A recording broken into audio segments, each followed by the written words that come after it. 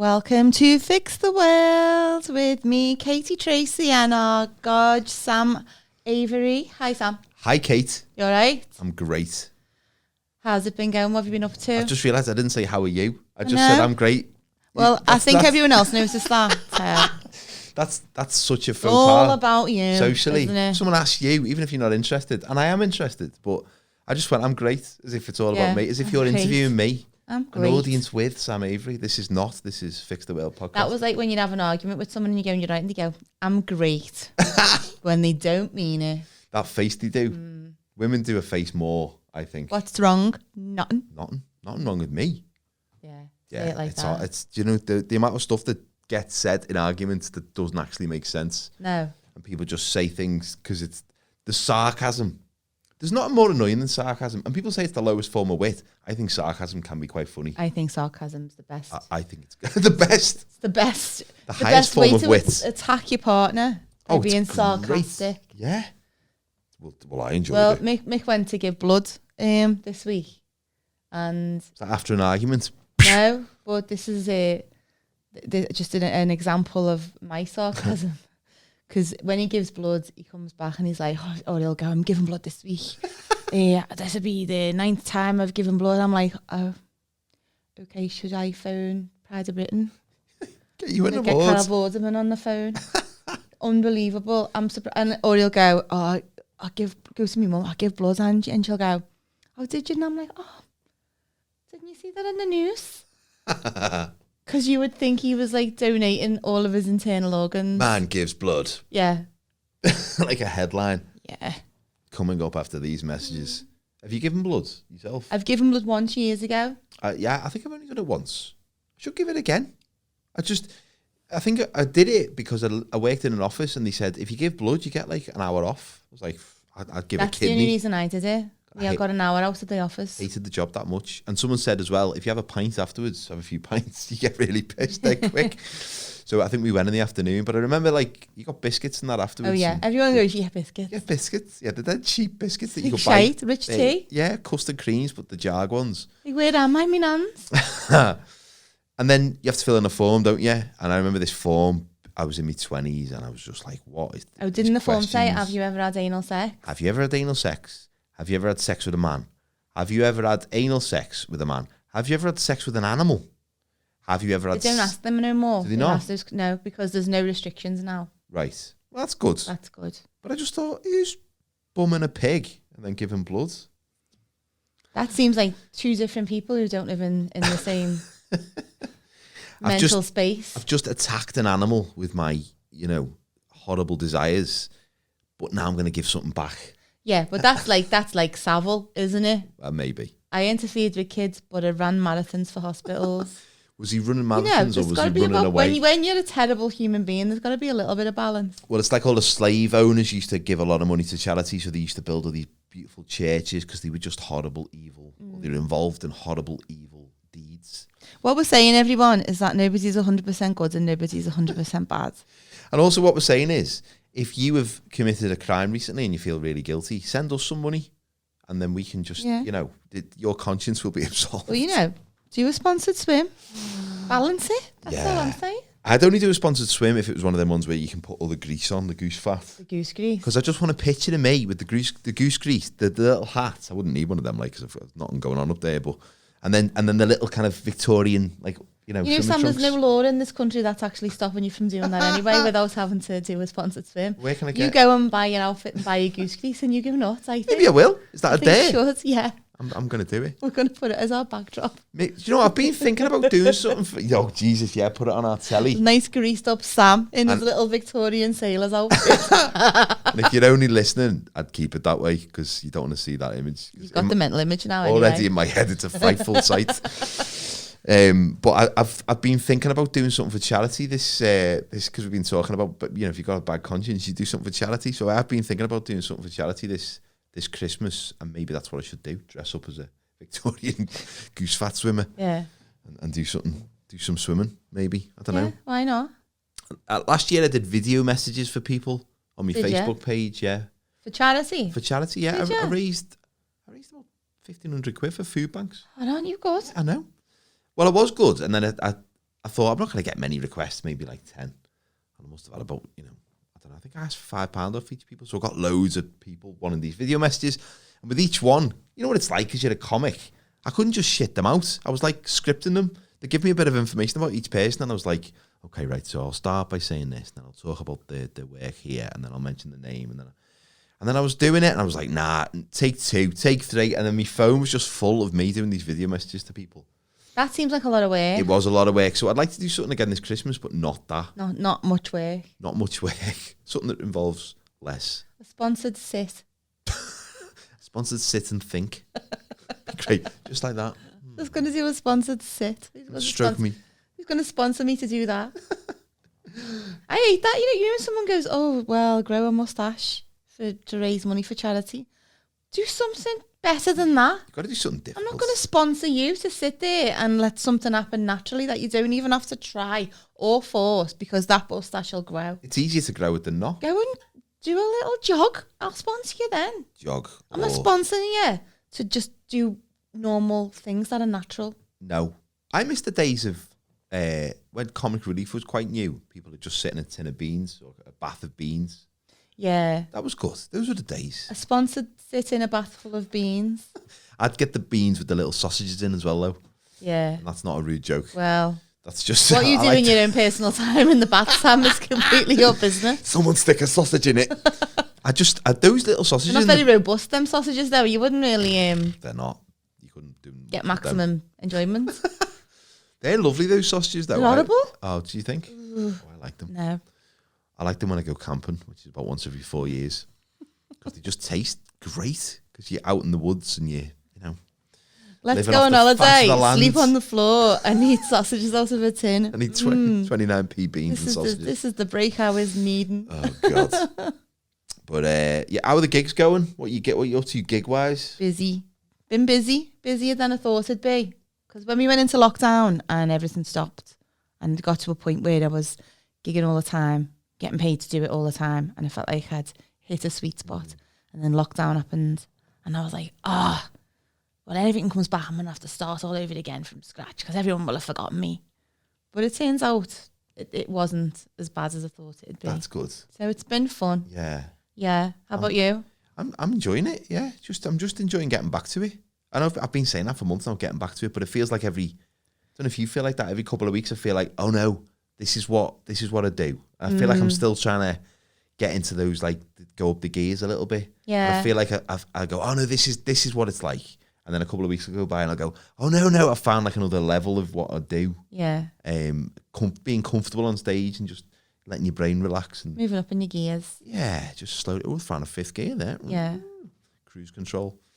So yeah, it's all fun. But we're going to fix something else this week, aren't we? As we do every week. Every week on this podcast, we fix something. It's because it's called Fix the World. A pressing problem with the world. We're not fixing world hunger. We can't do that. We can't do the big things. We're gonna look at the little things. And like those little sausages that come in the tins of beans. We're not fixing them this week. That would be a terrible episode, wouldn't it? We're going to fix bean tin sausages. Yeah, fix that by taking the sausages out and burning them with fire because they're vile. We're giving them all to me. In fact, I'd sit in a bath just full of sausages. This week, we're going to be fixing game shows. Yes, so game shows. Tell me what your relationship is to game shows. Well, as a child of the 80s, I spent a lot of weekends watching a lot of game shows with the family. And it was simple times. Back in the days of 4 channels, there was a lot of game shows, and you couldn't just put Netflix on because it wasn't there. So you had to either enjoy it or sit through it. Like stuff like the Generation Game I never liked, but I used to watch it every week. Because it was irreverent, it was fun. It was irreverent. Jim Davidson was on before we all knew he was a racist. Was he on the Generation Game? He was the host at the end. No, well, when I watched it, it was Larry Grayson. That's how old I am. Giving your age away there. Yeah, when I watched it, it was just a chalk etching. Yeah, but I feel like game shows have changed for the worse because they don't have normal contestants on now. They have everything celebrity this or celebrity that. Oh, I don't like that. Give the people a chance. Give us people. Keep it normal. No, but I don't want to see Gemma Collins on Millionaire. Sometimes they're not even celebrities. Gemma Collins, I would argue, is a celebrity. She is a celebrity. She's, everyone knows who she is. But you get like celebrity masterminds. Let's be honest. There's a few comedians that have been on Celebrity Masterminds. They're not celebrities. They're No. just like me and you. I What is who they are? I was fuming. I watched an episode of Mastermind, and it was like this woman's specialist subject. She was an English teacher, right? And a specialist subject was it was something really like unnecessary, like Marge Simpson and her sisters. She was an English teacher. Why wasn't a specialist subject like the Bronte sisters or like Shakespeare? No, she picked some really bullshit specialist subject that they would have really struggled to find questions for. And that's why Mastermind's dumbed down, because nobody does, the life and works of like, Gustav Holst. No. It's like, Wow. Oh yeah, my specialist subject. Oh yeah, no, it's all the different pasties you can get from Greg's. Which is probably more diverse than the work of Gustav Holst. Yeah, it brings people in. I was interested in that specialist subject. What would yours be on Mastermind? Specialist subject? Yeah. Probably hair products for thin hair. There's fucking not an I don't know about hair remedies. Yeah. I don't know what mine would be. I think I used to love the Beano comic when I was a kid, and I used to think I could answer any question about that, but I don't think I could answer any. Was you a member of the Dennis the Menace fan club, was you? I was, yeah. And Dennis and Nasha fan Dennis club. and Nasha. And also the Desperate Dan fan club from the Dandy. Oh, yeah. But then I got to about age 11, and I realised I'd been reading the Beano and the Dandy for about 5-6 years every week. Never made me laugh once. No, it wasn't very funny at all. It was really like old-fashioned, boring humour. Yeah. But I made the adjustment going from the Beano and the Dandy and the Bunty to like More magazine and the Jackie. Oh, that's wow. quite a big step. To go from like Minnie the Minx to Position of the Fortnight in like don't know, Minnie the Minx was in that a few times. Yeah, Position of the Fortnight. That was, we used to, as a lad in school, we like a girl would have like Just 17. Or maybe that wasn't in there because that was that for girls? Just 17, yeah. Which magazine? The More magazine had Position of the Fortnight. So someone that must have had More magazine, and every lad was like, "What's Position of the Fortnight?" And someone would say, "The Wheelbarrow," and we'd be like, "Fucking hell, I don't even know what that is." But when you're like 15, 16, 17, you're like, "Oh my god, another position! Wow, oh my god, that looks." When you're actually a grown adult and you do have sex, you're just like, fuck that. Yeah. No, I haven't got time to go on me palms and me hands and toss them against the wall. No. No, I need to warm up for that one. Yeah. I need to do yoga for 6 weeks. Let's just get on with it. Let's just get it over with. The business to hand. Let's get it done and we can watch Corrie. Starting, like, I can hear the music, come on, hurry up. Yeah. We used to sit in school and when someone would have More magazine and like, we were lads and we were just like, oh my God, like just the hormones and didn't know anything. And I remember one of my mates saying, imagine, right, having sex with a woman, right? Imagine that. That was it. We all went, yeah, imagine that. We all just imagined it for a bit. Jesus Christ. But yeah, so back to game shows. Yes. Game shows, I think one of my favourites is Catchphrase. When me and Rachel got together, we used to go out on a Saturday night. I'd have a gig. She'd come to the gig when she used to come to me gigs. Remember that, babe? Oh. And Nick doesn't come to my gigs either. No, why would you? No, I don't mean yours. I mean, like, she's seen all my jokes. She's seen me. She knows what I'm like. She, Why would I watch you? Why would I pay to watch you? I'm not charging you. I'll get you on the guest list. Why would I waste time watching you when I can watch it in the living room? Farting. But she'd come to me gig and then we'd go out afterwards to have a few drinks. Sunday, we'd have a hangover day. So we'd buy all the food in for a nice fry up. And we'd get up and we'd watch Challenge TV for most of the day. And it would be old repeats of Catchphrase. And we'd have a little competition about who could get it. And we'd keep scoring. Oh, that's good. The Roy Walker ones. The Roy Walker years. They're classics. Not Stephen Mulhern. Who he is blackmailing at ITV, I would love to know. I've got to be honest, I've got a sweet spot for Stephen Mulhern on Catchphrase. I think he's all right. Do you know him? I don't know him. Oh. I don't know him. If you want to slag, say he's like one of me mates. No, I don't know him. If you want to slag him off, feel free. I don't know him. I just think he's all right. But Roy Walker is like the... He looks like if Anton Deck got in the flying machine, that Stephen Mulhern would come out. Oh my God, he does. Roy Walker, for me, everyone's got a favourite Doctor Who. If they're a Doctor Who fan, he's my favourite Catchphrasian. He's just great. He's just brilliant. His jokes don't work. They don't always land. But my God, he knows that format and he just nails it. I still say... It's good, but it's not right, and say what you see. Exactly. Probably every day of my life in some context. Yeah. People don't realise when you think about the biggest catchphrases, I know it's from the show Catchphrase, but they're some of the most intrinsically part of our culture. Like sometimes if you're driving and like Mick will go, oh, look, there's a horse, and I go to say what you see. Just stupid. But No, I used to like it. Remember the one where Mr. Chips looked like he was wanking? Yes, and everyone starts laughing. Yeah. And even now, if you play that clip, it's dead funny. It's gold. Yeah. It's absolute gold. And he does look like he's wanking. See what you see? I see a man wanking on a TV screen in front of loads of laughing adults. But a lot of the catchphrases weren't catchphrases. Because for me, a catchphrase is something like, look before you leap. Yeah. But the catchphrases were like, don't eat before you swim, or something like that. You know what I mean? It was shit. Yeah, it was like advice. Yeah. Advice phrase. Yeah. Save money. Right!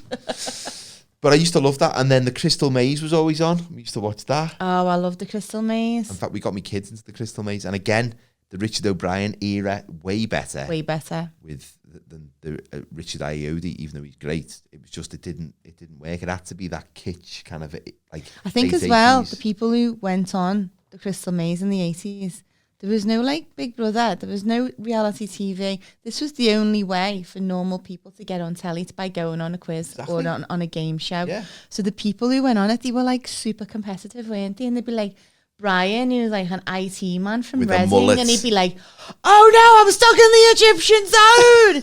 I've got to get this thing in the Sphinx's mouth, and I can't. And everyone's going, Brian, no, go left, go right. Ah. And they'd absolutely like go off their heads to try and win a bit of a crystal. And that end bit where they had to get them little pieces of whatever, the paper, to get the most. Oh yeah, you had to get more gold than silver. Nope, I never saw anybody win the good prize on that. Once I saw, and the only one was like a bungee jump, which is for me not great. Prizes were shit though then, weren't they? But that's, your point is spot on. That the people who went on game shows then, they wanted to go on game shows because they loved the game show. Yeah.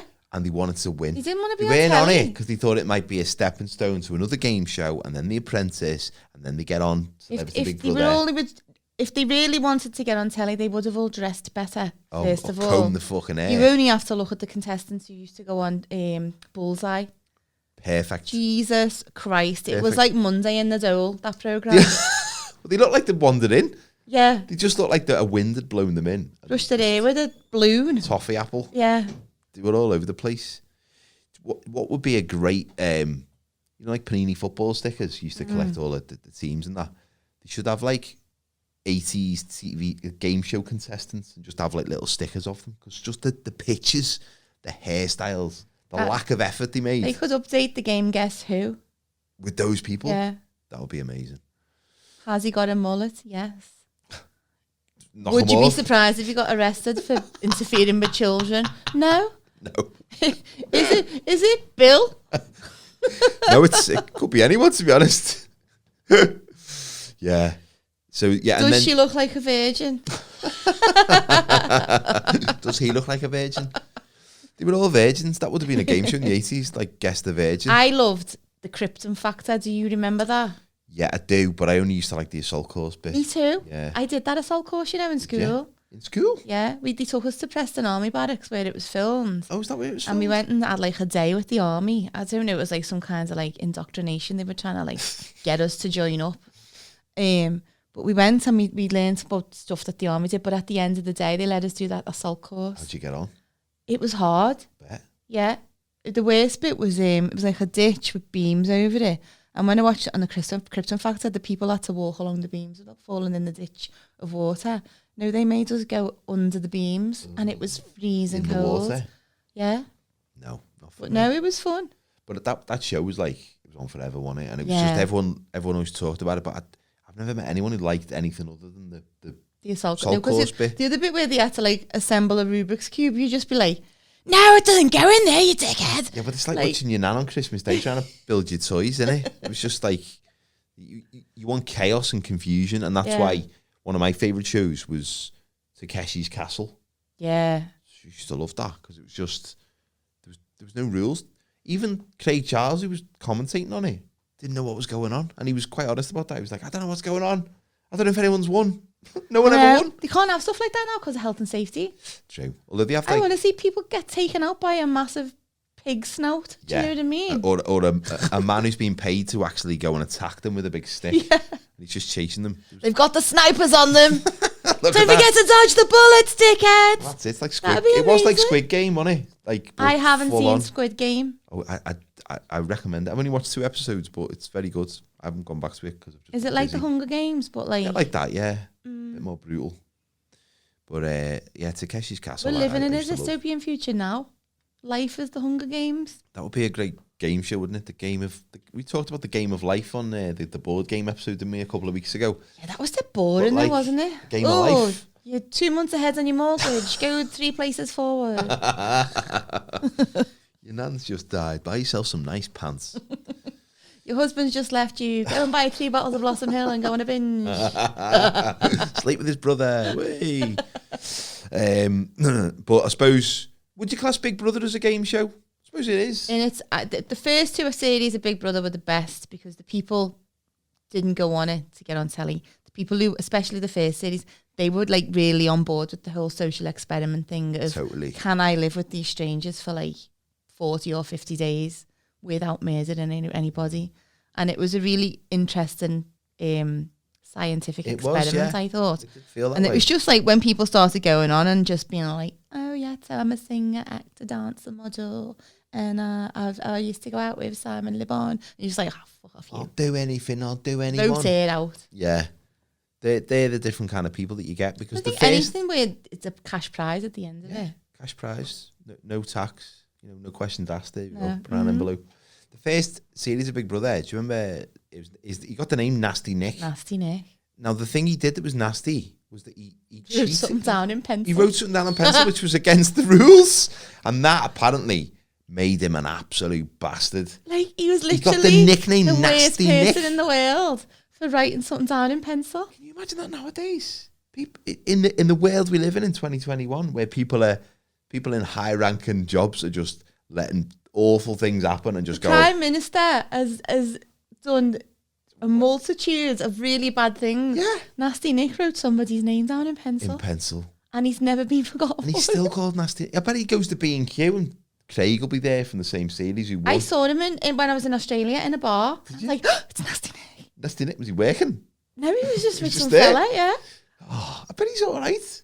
But he's not that nasty, is he? I just always feel sorry for the person who has to be the baddie. Every story needs a villain. You got to have one. Malfoy. Yeah. Judas. Darth if there was no Judas, there'd be no Jesus, there'd be no Christmas. That's true. So actually, Judas did us all a favour. Well, no Easter, really. Easter. Yeah. Not as big a fan of Easter. No, I don't like Christmas either, but... What game shows are on now that are big? Because I don't... Do you still watch game shows? I think there's that much choice. I just flick through and find something Millionaire's still on, isn't it, with Butch Clarkson? Still on? Oh, I couldn't watch that with him. Can't stand that fella.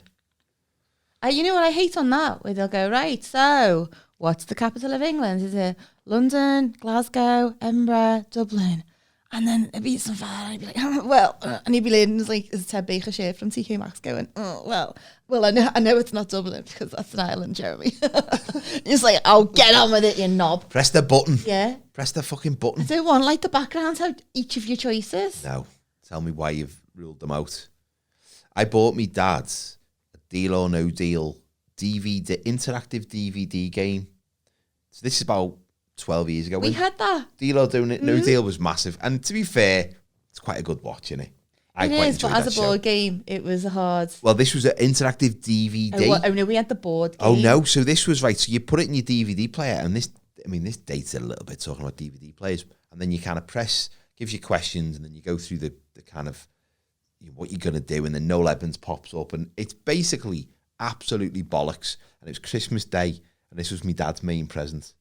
And he's playing it, and he's had a couple of drinks, and at one point he just turns to us all and goes, will someone get this shit off my television? Happy Christmas, Dad. We had it, Who Wants to Be a Millionaire on PlayStation, and one time we were in our house, and one of our mates was he's a bit thick, and he was doing the game, and they got to phone a friend, and he was like, well, what happens here? I went, you have to talk into the PlayStation. And he went, yeah, so when it rings, you have to say hello. And he's like, right, okay. Started ringing, he's going in the PlayStation, hello, and I'm like, that technology hasn't even been invented. Why did you believe this? And we were just laughing our heads off. I told a girl I went out with once that if you got a CD and stuck your finger through it and spun it really quick, you could hear the music. She was stood there going, like this. That's like something I'd go, God, can you? Yeah. She was that keen to try. I was actually convinced maybe maybe you could. I applied to go on, what What was that one with Anne Robinson? Weakest Link. Yeah. I Weakest applied to Link. go on that, right? And I had to go to the Adelphi in town for like this like audition with all these BBC researchers. So I was just like thinking, I just need a couple of grand. I just want to get a new kitchen and that. So I'm there. And like everybody there had these like really like mega jobs. And I worked in a call centre and there was a man who was an actual retired rocket science. There was like a vet. There was a fella who worked in like a Fiddler's Ferry as like a technician, and there was a woman and she was like, oh yes, I am blah blah blah. They all had really good jobs, right? And they go, what you doing? I was like, I work in a call centre. And they went, right, so what we're going to do, we're going to mock up of a game of the weakest link. So we go around the thing and then you start to like nominate people and whatever. Oh wow, so you get So to like, play okay. a little version of And it. these researchers like, yeah, so we're gonna put you in a group, really like patronising like university graduate kind of like, oh look at us with our jobs for this production company. So basically we played the game of the weakest link and I wiped the floor with everybody, right? Nice one. And it got down to the end and they were like, right, so now at time you're in the last three and you've got to. So I was like, so they went, well, who would you, out of all the group here, who would you nominate first? And I went, him, and I pointed to the retired rocket scientist, and they went, because he was like this little white-haired old man. And I looked at me, and they were like, why? And I went, because he doesn't need the money. I went, he's probably got a boss pension, he doesn't need the money. That's how I'll work it out. Who's better off than I am? Yeah. They can go first. And they were like, right. And they went, and what would you do if Anne Robinson tried to be, sarcastic or nasty to you? And I went, I'll take it. I went, she doesn't scare me. And they're like, right. And I didn't, even though I wiped the floor with everyone, Yeah. and I was a one, I didn't get picked. Probably because you answered those questions wrong. Yeah. That's probably what they because I want. was like, yeah, I'd pick on the pensioner. Yeah. Well, yeah. But you got to pick on the weak, haven't you? That's how you win. I think the only game show now that everybody also knows is Naked Attraction. But what's the prize on that? I don't know. I've never watched that. Someone with genitals you like. That's the prize. Which would be quite nice, I suppose. But You've never watched it? I'd rather have the money. No, I've never watched it. Oh, I've that's been your on it, homework, like, but I've never watched it. That's Sam. You've got to watch it. Yeah, okay. I'll Google it later and have It's a little cringe, watch. but it's once you start watching it, you can't turn it over. Is it? But you can't watch it while you're having your dinner. Do you see a lot of? Don't watch it in front of your parents or in front of your kids. Okay, I don't tend to watch that many game shows with either of those groups of people, so that'll probably be all right. Do you know what job I'd like to have though? Because you talked about going through the whole recruitment process. And what they're looking for good telly, aren't they? And I'm not saying you wouldn't be good telly, but they're looking for confrontational stuff, aren't they, a lot of the time, or people who are going to react in a certain way. If you were a producer, because sometimes you watch these TV shows. Oh yeah, I also just went, oh, what would you do if Anne Robinson started on you? I just sit there. Then they'd have gone, oh, she can go on the show. I'd nut the bitch. Then I'd find out where she lives and I'd make her family's life a living hell. Right, what are you doing next Tuesday? Yeah. Because sometimes you see these people on these shows and you think, why have they been picked? And I always think, that's why, because they're acting like they are. They're acting like absolute balloon heads. As a producer, there must be moments where, like, someone walks into your office, like, to do the audition and they just do something, you go, we've got an absolute maniac here. Yeah. And they're the one for us. They're going to be like great that telly. man who went on Come Down With Me that time and kicked off. Yeah. I'm sure you live a very sad life or whatever it was he said. He was funny. Yeah. Just people who act in that way, or like Don't Tell the Bride, where, because when I watch Don't Tell the Bride, what you don't want is, a nice fella and a nice girl who obviously love and respect each other. Boring television. No, them bitches had married Peter Sutcliffe. Yeah, well, you want a nice woman who's a little bit naive and an absolute knobhead, and then you go, this is going to be a great episode. This is going to be one of the best episodes. I know she wants a big white wedding in a church with all the family, but what I've decided to do is take her down to the local sewer farm and we're going to get married by all the shit being cleaned. On roller skates. And I'm not sure she'll turn up. Oh, and I'm having me stag do in Vegas. On Mars. Yeah, and she's going to the local for curry night. That's the best episode. Yeah. Those episodes. And that's what you'd be looking for. You'd be looking for absolute. I like the ones where they revisit to see if they're still married. Oh God, yeah. And they often are. I know. They often are, which is very strange. But I don't know how, like, the making of game shows obviously changed, because you probably need to keep people's attention more nowadays, don't you? Because I feel like Richard Osman's took everything over with his... He's got his tentacles and everything. He's writing books now. I don't begrudge him. He's overexposed. He's on everything. But he owned Endemol, or he was an owner of Endemol, they like the production company for loads and loads of quiz shows and game shows. And then he became front and centre because he did that mad show with Alexander O'Neill. No. Not Alexander O'Neill. Imagine him hosting it. Pointless. I'd love him on Pointless. It'd be great, wouldn't it? Singing all the answers. Singing the questions of people. Yeah. Alexander Armstrong. Yeah. Yeah, what was that called? Pointless. Yeah. I used to like Richard Osman when that first came out, even though it took me about 3 years to understand the rules. Yeah, it is very confusing at first. Because I remember watching it with my son, and it was like, countries with vowels in them, and you're supposed to pick the most obscure, and I'd be like, Colombia! Just like thinking that was all you had to do, is just answer the question. Yeah, you got to retrain your brain, haven't you, and play in a slightly different way. Richard Osman needs all that money though, because if you've seen how expensive High and Mighty is, really, really costs a lot just to get your shoes. Like so, but he's everywhere. But I think going back to what we talked about at the start, 4 channels, no options. You're gonna watch whatever's on. Really, it's within reason. Yeah. Nowadays, you got to grab people. So that's why you're getting people to get the show us your vulva. You know, that's naked attraction. And do they even get paid for that? I don't know. I'm sure you must get something. Something. You're not just going to go on telly, get your minge out and go back home on just expenses. Well, the sandwiches were nice, so I'd do it again. Like giving blood, the biscuits are all right. But that must be a horrible show to audition for, because you must have to go in and just whip your junk out. But I mean, some of the states of the junk, imagine going in, they go, oh, no, we can't put that on screen. Oh, God, we can't put that on the telly. What's the matter with you? Bloody hell. What happened It's there? all high definition now, you know, Stan. Yeah. But I don't know, that must shape. I mean, that's why stuff like, which is weird, because like Takeshi's Castle was from the 80s, but that's like the perfect kind of game show you'd expect to make now. Chaos, just like chewing gum for your eyes, basically, just quick, move on to something else. And could you and Rachel go on Pointless as a couple? I don't think so. No. No. I'd be shy today. I've got a certain brain. If I can't do something straight away, my brain just goes, just sit this one out. Me and Mick would end up brawling. You probably get on it. Although Pointless isn't the show they want that. They want nice couples on that. You know when you've got to come up with things? Yeah. We'd argue over what we came up with, and then we just end up brawling all over the studio. That'd be great. It'd be amazing, wouldn't it? Just twatting each other with all the objects. Like, you know what I hate? What's that one with Bradley Walsh? Chase. Oh, come on. The Chase is like the Chasers all look like dangerous people. One of them married his cousin, didn't he? And he's called the Beast. I mean, no. I like it. Bradley Walsh though is the X factor for that in me. No, not all the Chasers. That Jenny person seems all right, and Paul Stenner seems all right. Paul Stenner's great. Some of them just seem like I know they've got to play up to that character of being smug, but you know what I hate the most about it? That when someone does vaguely sexual innuendo answer, Bradley Walsh pisses his knickers for about 15 minutes, and he does that like. Yeah. I just want to punch his face in. Let it out. Yeah. Oh, I like that cheeky, chappy persona he does. No, I really like him, but that's too much. I can't bear when people like laugh uncontrollably about something that's not really that funny. Yeah.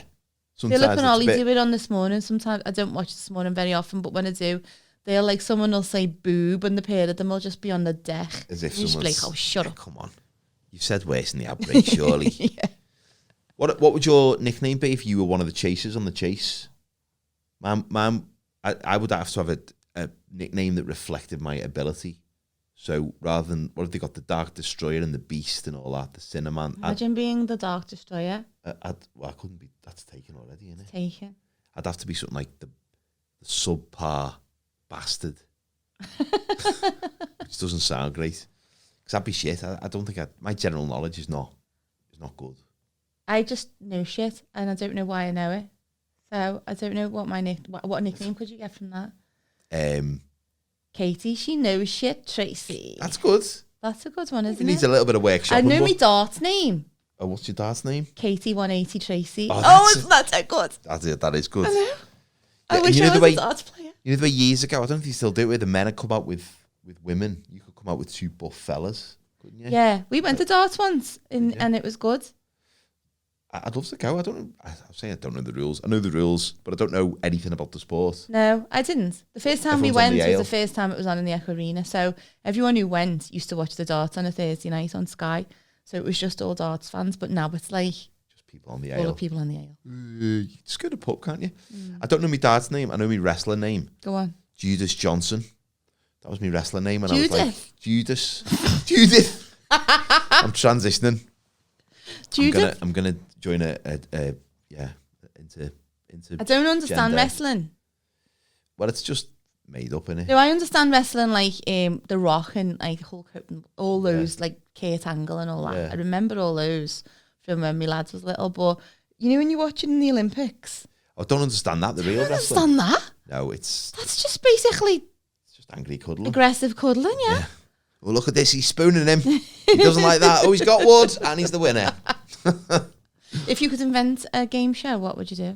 I think I would like to invent a game show that involves like a long-term challenge, you know, rather than like a quick thing. Like a 10,000 piece jigsaw. Yeah, that would be it. Tune in next week when he's done the corners. Season 5. It's from a charity shop and there's 3 pieces missing. He's got to go and find them. He's got to go back to the charity shop and find out who gave this to you. Yeah. And they dig out the records. Episode 6, the beige bit that nobody knows how it fits together. He goes to Edna's house. My husband died and I don't know where the pieces are, and he's looking behind their sofas. And I prefer that than the short, sharp shock thing, you know, where it's just like instant gratification. I want something I can look, you know, maybe not at the jigsaw. I do like the SAS programme. But I mean, even though I've complained about celebrities being in things, I do like it when celebrities are in that. Yeah. Yeah, getting the face shoved in like mud and stuff. I call that DIY SAS because I can never think what it's called. It's a good name. But I invented a game show. Did you? And I really wanted to pitch it to somebody, but I didn't know anybody because, you know, why would I? Do you want to pitch it now to me? All right. So years ago, there used to be a programme called Superstars, which I don't really remember because I was quite young. Yeah. But it's when they were doing the London Olympics in 2012, right? So I had this brilliant idea of a game show, and it was going to be called the Office Olympics. Oh, yeah. So they just went around like rubbish offices around the country and said to everyone, right, do you want to be in the Office Olympics? But they had to do actual sport, and it would be actual Olympic athletes who trained them or were like mentored them.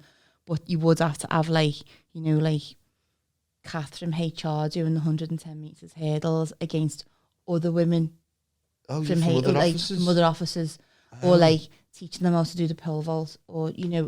Would you actually get them doing it in the office though? No, but they all come from offices. Oh, because I thought when you said, maybe you call it the workplace Olympics. So they're all just people, every man, every women, like sort of from normal walks of life. But then they're like, so imagine, right? So you exercise, I exercise.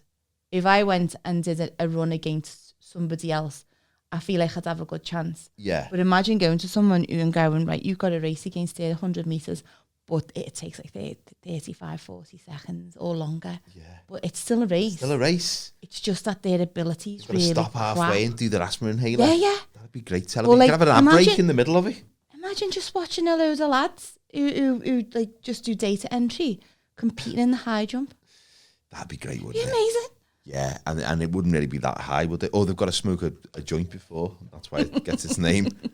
That sounds like a good idea. I think you could also have like the races within an office. So you got to like vault over a photocopier at the end. Oh yeah, or like you could have like, you know, your chair on wheels. How quick you could get from one into the office. That'd be good. And someone spins you before. So you know, I worked in an office once, and every year they used to do a thing for children in need, and they'd have a bouncy hopper race right through the office. Would they? We had a cupboard in the office, and it was the bouncy hopper cupboard, and they used to get the bouncy hoppers out every year, and everyone used to do bouncy hopper race, and it stopped because one of the girls, she was dressed in 70s, and as she was doing a bouncy hopper, she had this little weird vest top on and a little bra top on, and she was a larger girl, but it was just a fun day. And as she's doing a bouncy hopper race through the office, both tits just fell out either side of the straps. Oh, what a day. So they were like... oh my God, what a day. What a day to be working. I know. And did she notice? Not until the end of the race. Oh, she was focused. She had her eyes on the prize. She won because her tits went over the finishing line before anything else. Left tit first, right tit third. Kathy, whose tits they were, third place. That'd be good. Especially if you did the office thing after the Christmas night out. The day after, the morning after. When everyone's rough. When everyone's rough and filled with shame. from whoever they woke up next to. That'll be amazing. How would you fix game shows? That's a good fix. Pitch something like that. Pitch a new show. Normal people. Yeah. Normal people, get them back into the TV shows and the game shows. And normal people just winning decent prizes. Or not even that good prizes. No. Prizes with the prizes are just, you've won 200 quid and you're quite happy with that. Do you remember on what was it, Bullseye, your BFH, your bus fare home? Yeah. And everyone used to laugh every week. Stuff like that. Bring that back. The prizes on that were like infamously crap, weren't they? Even the good ones would be crap, weren't they? They're like the benchmark of shit prizes. I watched the programme every Friday night with my friends when I was about 18. We used to get stoned, and my mate's sister had like a granny flat that she was living in. Yeah. She'd go out on a Friday, so we'd all go in there and smoke weed and watch satellite telly back in the 90s. And we used to watch this quiz show, game show the name of it escapes me. I think it was called like Turn Around or something. It was Irish. Yeah. Never been able to find it since. And it was so shit. The contestants used to argue with the host when he'd say, no, that's wrong, so you're out. And they go, no, but you said. And they'd be arguing about the format. And instead of editing it out, they just left it in. And the prize at the end, you're like, you've won £25. Or whatever the Irish equivalent was. I'd fume if the prize. But years ago when I was a kid, some woman who lived in our street did a radio quiz show and she won a kettle. And that was the talk of Kirby for about 12 months.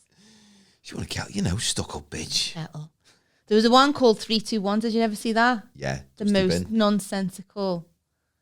He used to give out clues and they had to guess which was the booby prize, which was Dusty Bin. Yeah. And they were nonsense.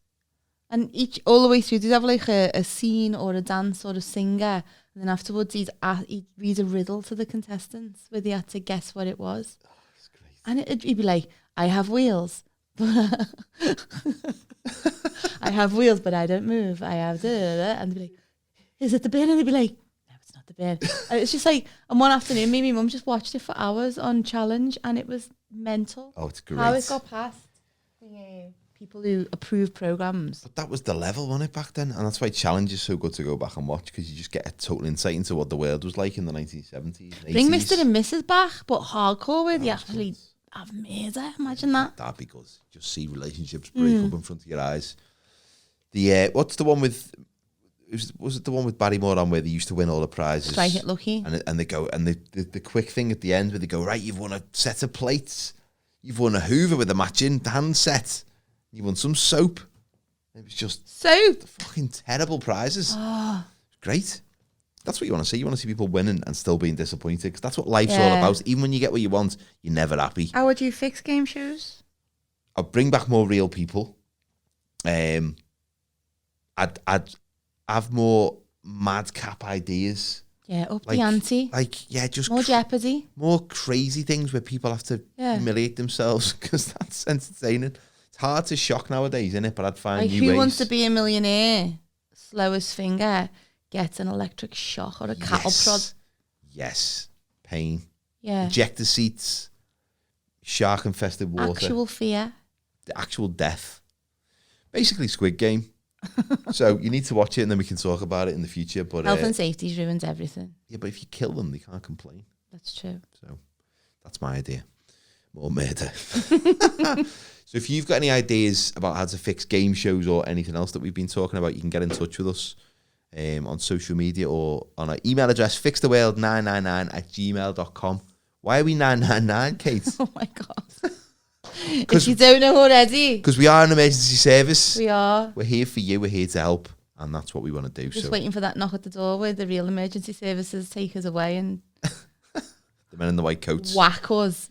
So stop impersonating actual emergency services with your ridiculous I'm only idea. doing it because I want the ID cards and all the discounts that the emergency services people get. Yeah, and the claps. Yeah.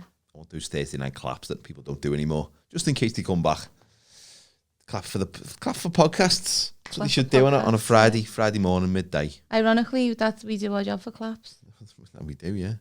And money. Or the clap. Yeah. We're not fussy. But thanks for listening and thanks for watching, folks.